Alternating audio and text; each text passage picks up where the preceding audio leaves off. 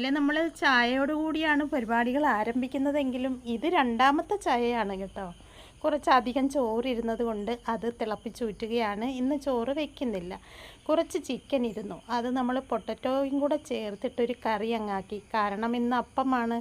അപ്പത്തിന് ഇന്നലെ മാവ് അരച്ച് വെച്ചതിൻ്റെ കുറച്ച് ബാക്കിയുണ്ടായിരുന്നു.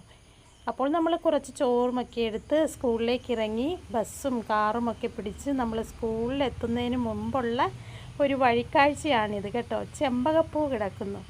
വഴിയിലല്ല, ഒരു മരത്തിൽ നിന്നും അടർന്നു വീണ് കിടക്കുന്നതാണ്. നല്ല മണമുള്ള ചെമ്പകപ്പൂ.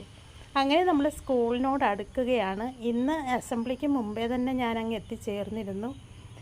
മഴയില്ലായിരുന്നല്ലോ, അതിനാൽ തന്നെ ബസ്സൊക്കെ കിട്ടി. സ്കൂളിൽ ചെന്നതിന് ശേഷം ഒരു മഴ പെയ്തു. നമ്മുടെ ജോക്കുട്ടൻ്റെ ബർത്ത്ഡേ ഗിഫ്റ്റാണ്. കൈ നിറയെ മിഠായിയുമായി ജോക്കുട്ടൻ. ഇന്നൊരു ചായയും കിട്ടി, ചൂട് ചായ. അങ്ങനെ ഇന്നത്തെ